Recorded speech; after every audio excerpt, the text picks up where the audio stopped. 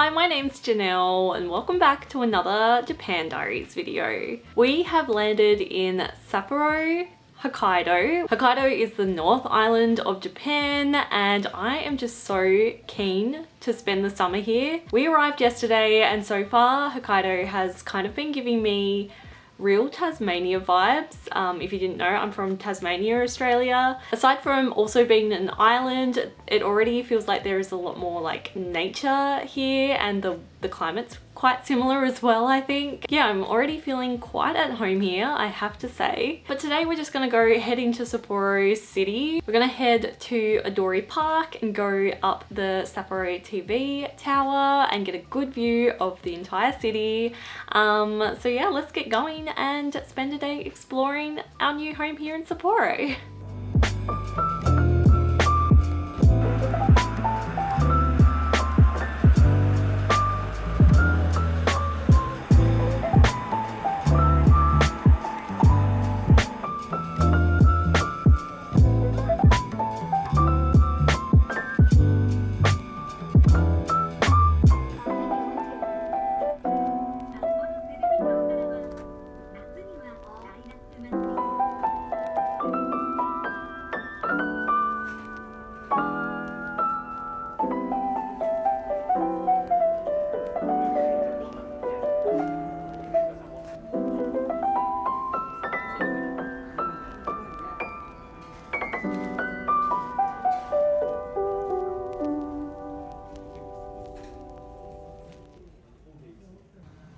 After the TV tower, we decided to just stroll around Odori Park and ended up stumbling upon a summer festival. Later we found out from a local that this was the last day of this particular festival and that it was all about celebrating the start of summer, and we just felt so lucky that we stumbled upon it.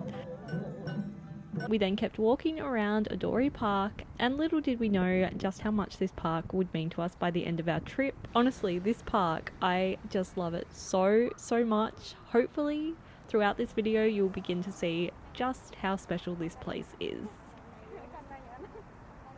After Odori Park, we wandered over to Nijo Fish Market to get some lunch. Hokkaido is pretty famous for their seafood and their huge red snow crabs, which did just look so incredible. We opted for some kaisendon for lunch, which are basically sashimi bowls of goodness, and this place that we had them at was so good.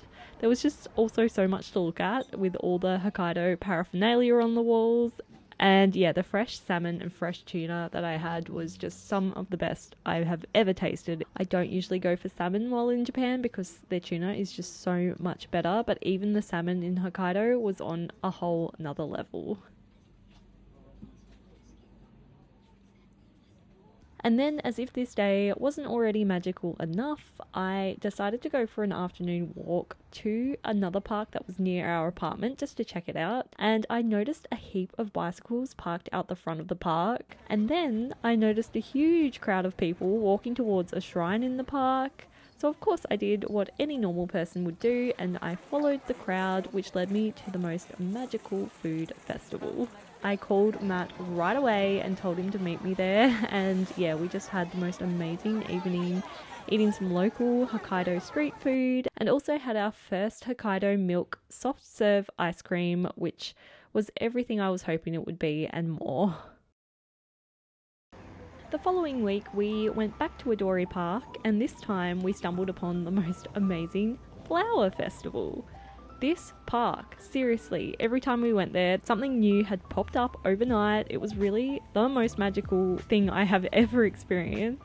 This festival though included a cute little flower market that had a whole heap of stalls selling flowers so that people could just come and buy some flowers for their garden for the season. It also had some beautiful flower installations, which I sadly didn't get any footage of, and also some food stalls too, so it was just a grand old festival all round.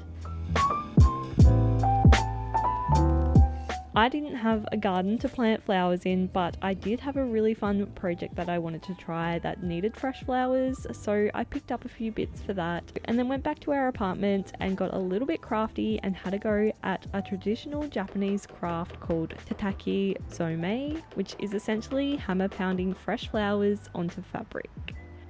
I actually made a whole video about this process and I'll have it linked down below if you'd like to go and check that out. But I just had the most loveliest time creating flower printed fabric surrounded by a bunch of beautiful fresh flowers on a summer's afternoon on my balcony in Sapporo. Yeah, this flower festival and this project are some of my happiest memories from our whole Japan trip.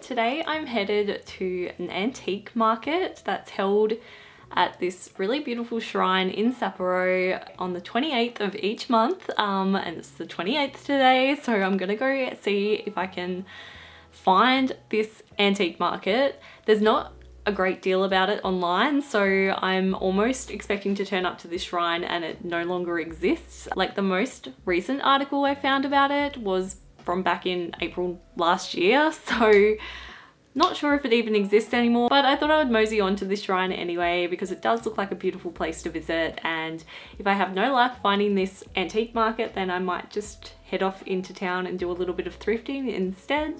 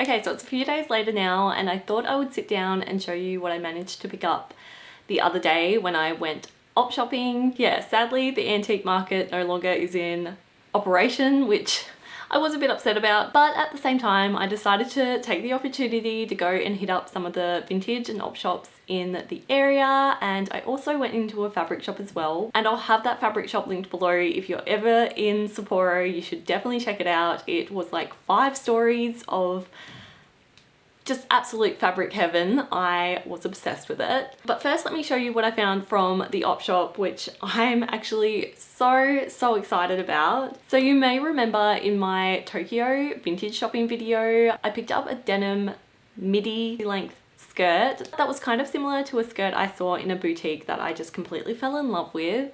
Well, lo and behold, I managed to pick up a skirt that is almost identical. I'll put a picture of me wearing it up on the screen now, but like instead of it being hemmed, it has this kind of raw edge detail, which the original skirt I loved had. It's also super long, like this is more on the maxi length end of the spectrum, which I am completely in love with. It's also got some really lovely gathering detail and almost like a paper bag waist. And to make this find even sweeter, it ended up only costing me around $15 Australian, and it's from the same boutique that the original skirt I fell in love with is from. So it's pretty much identical to that skirt, which I'm just so excited about. I feel like it was just sitting there waiting for me to find it. And I've pretty much just decided that denim skirts are now part of my personality because I have 2 of them and I love them.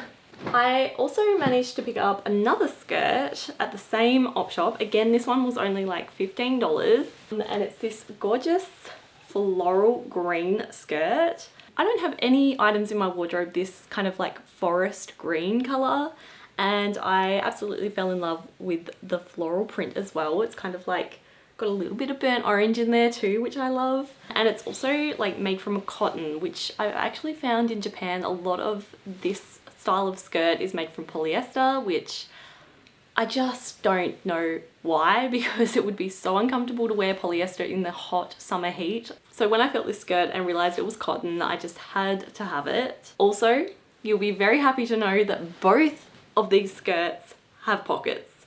I didn't realize that in the shop, but when I tried them on when I got home, I couldn't believe that both of them had pockets. It just made my day. And then I did end up picking up one fabric from the fabric store. I ended up getting this patchwork cotton fabric. I actually put a poll up because there were 2 colors that I kind of gravitated towards. This kind of brown colorway, and there was also a green colorway as well, which I did really love. And to be completely honest, the poll was definitely in favor of the green over the brown.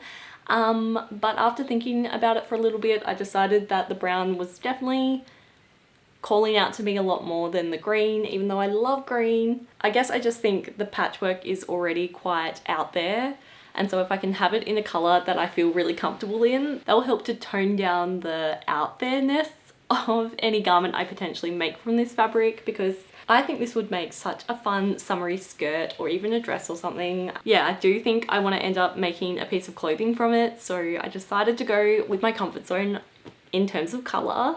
But yeah, the print itself is very busy but very beautiful, and I just had to get some. I ended up getting 3 meters, which maybe I should have gone 4 or 5. I hope I don't regret only getting 3. But yeah, I only got a few things, but each and every one of those items I'm so happy with. So I thought I would show you them because yeah, I was just very excited by these finds. And yeah, let's get back into the video.